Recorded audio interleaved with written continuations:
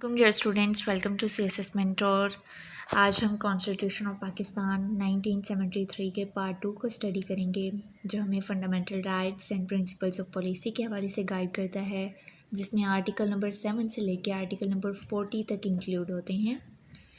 Article number 7 basically define करता है fundamental rights को, और फंडामेंटल राइट्स बेसिकली स्टार्ट होते हैं from article number 8 and ends on article number 28। Article number 8 से लेके आर्टिकल नंबर 28 तक हमें फंडामेंटल राइट्स के बारे में बताते हैं, और आर्टिकल नंबर 29 से लेके आर्टिकल नंबर 40 तक हमें प्रिंसिपल्स ऑफ पॉलिसी के हवाले से गाइड करते हैं।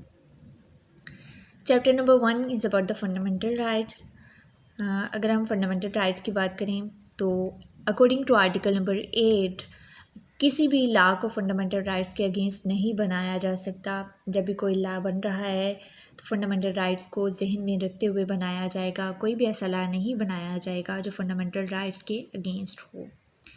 According to the article number 9 किसी भी शख्स को उसकी जान से महरूम नहीं किया जा सकता। किसी भी शख्स की जान नहीं ली जा सकती, उसकी आज़ादी को ख़त्म नहीं किया जा सकता, but in accordance with the law.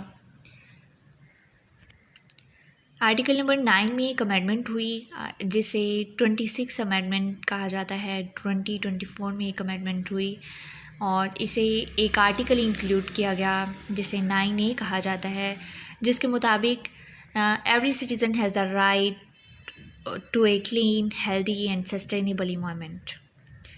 According to the article number 10 किसी भी शख्स को अगर अरेस्ट किया गया है तो उसे 24 आवर्स में मजिस्ट्रेट के सामने प्रेजेंट करना होगा। हायर अथॉरिटीज़ को इन्फॉर्म करना होगा कि किसी भी शख्स को इस बिना पे अरेस्ट किया गया है।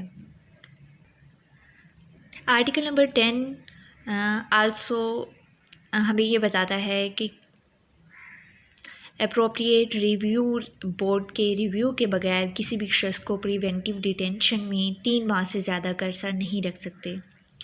आर्टिकल नंबर 11 किसी को कैदी बनाना, फोर्स लेबर या ह्यूमन ट्रैफिकिंग को रोकता है, और ये हमें बताता है कि किसी भी शख्स को ना तो हम कैद कर सकते हैं, ना ही उससे ज़बरदस्ती कोई काम ले सकते हैं। Article number 12 provides protection against retrospective punishment. Article number 13 protects against double jeopardy and self incrimination. Article number 14 is about the dignity of man and privacy of home are inviolable, कि किसी भी शख्स की इज़्ज़त और उसकी प्राइवेसी, उसके घर की प्राइवेसी को हम पामाल नहीं कर सकते, या कोई भी